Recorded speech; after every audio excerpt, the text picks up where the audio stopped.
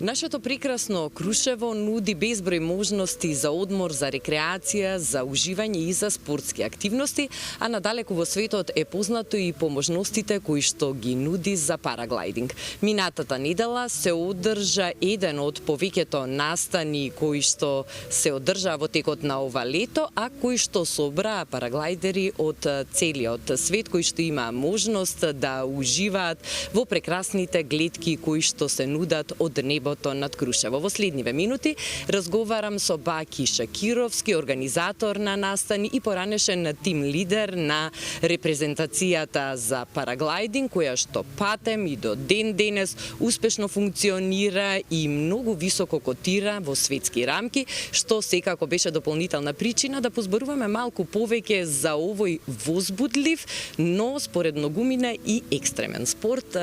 Добро утро и благодарност што ја прифативте поканата да позборуваме за овие многубројни активности кои што се ваша голема пасија одамна. Добро утро, ви благодарам на поканата.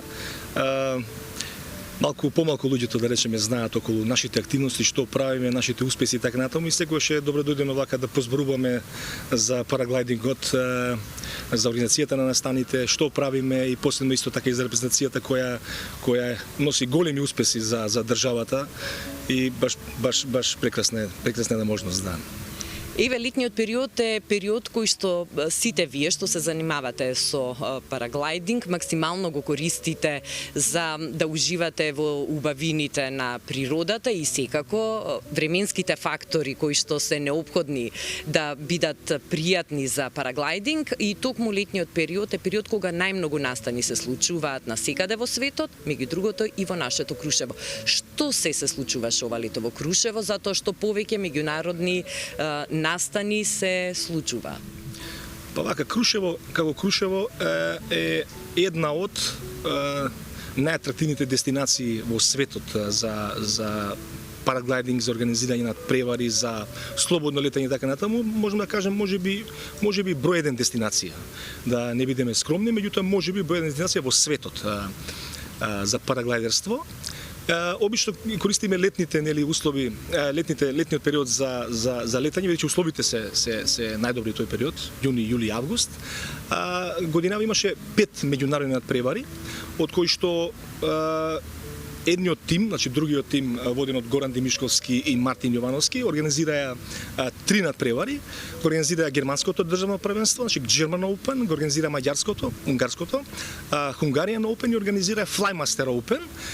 Нашиот тим, значи воден од мене, Игор Тодевски и Стефан Жуговски, организиравме Озон Крушево Open и последниот надпревар ни беше Sport Racing Serial Class, кое што е едно такмичење кое е доста популарно во последниот период и се одржува во неколку места во светот во рамките на една година. Едното тие места беше нашето популарно Крушево.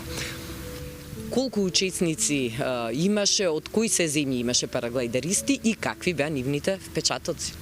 Во суштина имаме бројка одредена која што може да учествуваат на едно надпреварување и тоа сепак е ради безбедносните причини. На максимумот е околу 120 такмичари кои што може да учествуваат, меѓутоа не значи дека секогаш максималниот број или квота се исполнува.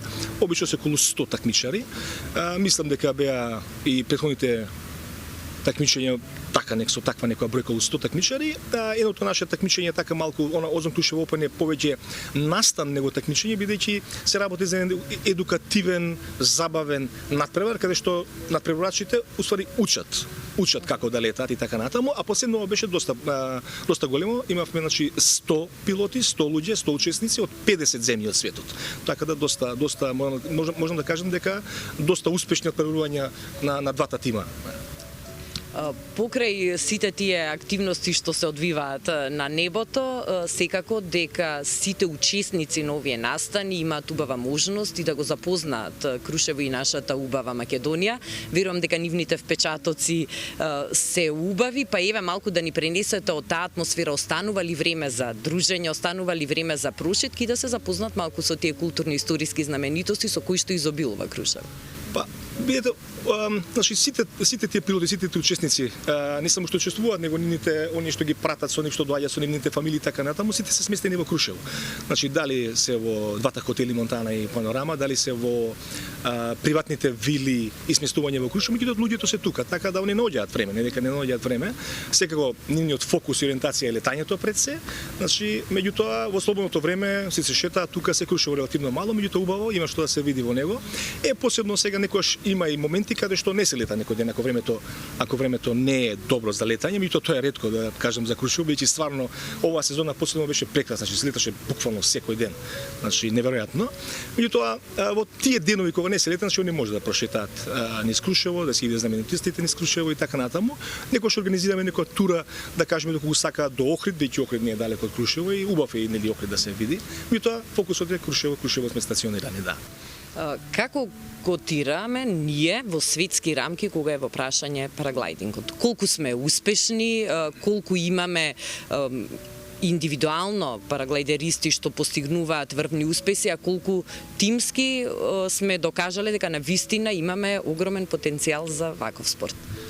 Так, за жал малку луѓето знаат дека уствари тимот на Македонија, македонската параглайдинг репрезентација е една од најдобрите во светот. Иако сме мали и се бориме со земји како што се Франција, Германија, Италија, Швајцарија и така натаму, каде што речеме една Франција има 50.000 летачи регистрирани, ние имаме можеби 100. И минатата година ние бевме трети на светското првенство. Значи трети сме во светот во параглайдингот, во најдобрата дисциплина, ние онаго како што викаме Формула 1. Со услови кои што ги имаме, со да кажам скромни, меѓутоа со голем ентузијазам, желба и борба на нашите велемајсторски пилоти кои што се сварно врв во светот. Да речеме уште една информација, минатиот месец мислам дека беше Мартин Јовановски од беше прв на светскиот куп во Турција. Така да извонредни резултати, завидни резултати на нашиве дечки, фул респект за нив, значи неверојатно.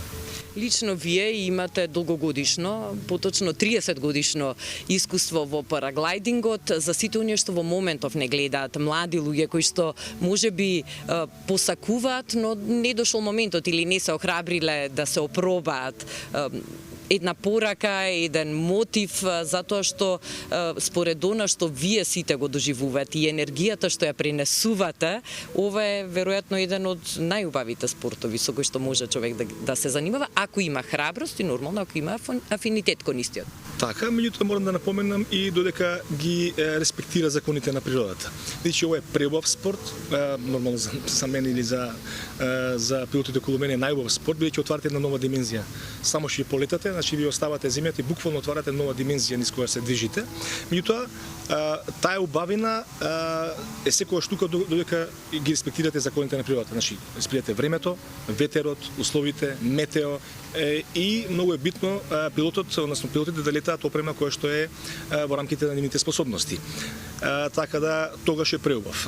Јас често велам дека ова не е пинг-понг, дека е сепак сериозен спорт, меѓутоа да, доколку се респектираат одредени правила, нема никаков проблем. И е преубав.